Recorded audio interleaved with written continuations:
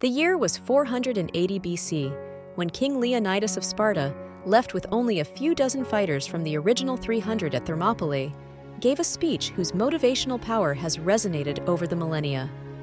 The truth is that we do not know exactly what Leonidas told his troops. None survived the last day to tell the tale, other than a messenger who was sent back to Sparta, and of course, the traitor who gave away Leonidas's position to the enemy. Leonidas was not just a king and a great warrior. He was also known as a gentle persuader, a man all citizens of Sparta respected and listened to. The Spartans were facing annihilation at the hands of hundreds of thousands of Persians at Thermopylae. The morning before the final Persian assault, Leonidas gathered all the standing comrades in arms and tried to raise their morale.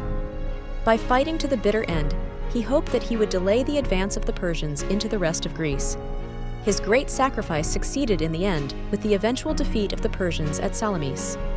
Sparta will be remembered for what we do here.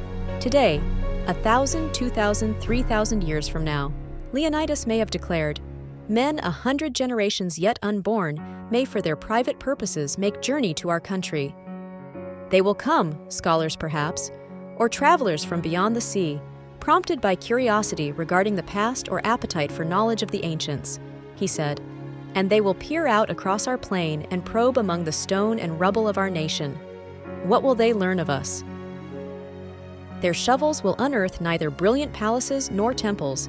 Their picks will prize forth no everlasting architecture or art," Leonidas may have said.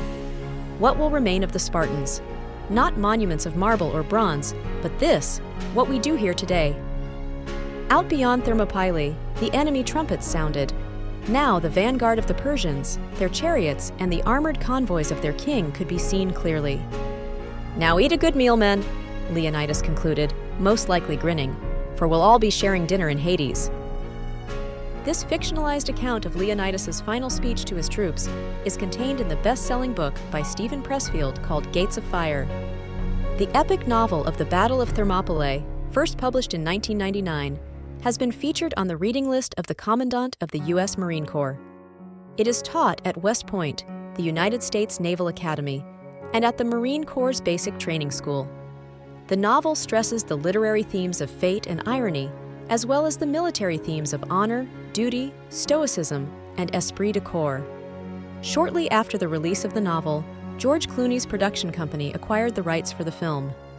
The film suffered a troubled production, and it was put on hold due to lukewarm critical reception for historical fiction films such as Troy, Alexander, and King Arthur. After the release and success of 300, a film also based on the Battle of Thermopylae, plans for the Gates of Fire adaptation were completely scrapped,